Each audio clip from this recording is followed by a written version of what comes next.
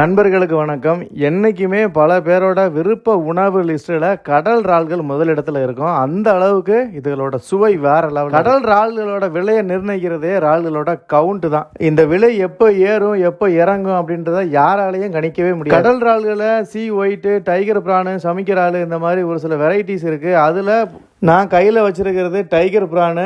இன்னொரு பிரான் வந்து சமைக்கிற ஆள்னு சொல்லுவோம். இந்த சமைக்கிற ஆள் வந்து ஒரு ரெட் கலரும் பிங்க் கலரும் கலந்த மாதிரி ஒரு கலரில் இருக்கும். டைகர் பிரான் வந்து உடம்பு ஃபுல்லாக வரி வரியாக இருக்கும். இறால்களை பொறுத்த வரைக்கும் தண்ணியிலையோ இல்லை ஐஸ்லேயோ தான் போட்டு வச்சுருப்பாங்க. கடைக்கு வர வாடிக்கையாளர்கள் ஏன் தண்ணியில் போட்டு வச்சுருக்கீங்க, இது வெயிட் ஏறுன்னு சொல்லி சண்டை போடுவீங்க. அதுக்கு உண்மையான காரணம் என்ன அப்படின்னா, கடல் இறால்களை பொறுத்த வரைக்கும் தண்ணியோ ஐஸோ இல்லாமல் வெளியில் போட்டிருந்தோம் அப்படின்னா இறால்கள் வந்து கருத்து போயிடும். கருத்து போன ஒரு இறாலை எடுத்து சுத்தம் பண்ணி பார்த்தாலே அதோட சதப்பகுதியை வச்சு நீங்கள் இது நல்ல இறாலா இல்லை கெட்டு போன இறாலா அப்படின்றத ஈஸியாக கண்டுபிடிச்சிடலாம். அந்த அளவுக்கு அந்த இறாலோட கலர் வித்தியாசம் தெரியும். கடல் இறால்களை சுத்தம் பண்ணும்போது அதோட ஓடு பகுதி ஸ்ட்ராங்காக இருக்கிறத உங்களால் உணர முடியும். ஒரு 4 இறாலை கண்டினியூஸாக உரிச்சிங்க அப்படின்னா விரலோட நகைக்கண்ணுகளில் வலி எடுக்க ஆரம்பிச்சிடும். ஒரு சில டைமில் இறாலை கையில் எடுத்து அதோட உடம்பு அழுத்தி பார்த்தீங்க அப்படின்னா அப்படியே ஏதோ மெத்துன்னு இருக்கும். இது காரணம் என்ன அப்படின்னா, இந்த இறால் வந்து மோல்டிங் ஸ்டேஜில் இருக்கு. மோல்டிங் ஸ்டேஜ்னா வேற ஒன்றும் கிடையாது. இறால் வந்து அதோட பழைய ஓடை உதுத்து விட்டுட்டு புது ஓடை வளர்க்க ஆரம்பிக்குதுன்னு அர்த்தம். ஒரு இறா உங்களுக்கு சொன்னல, அந்த இறாவோட சைஸை பாருங்க.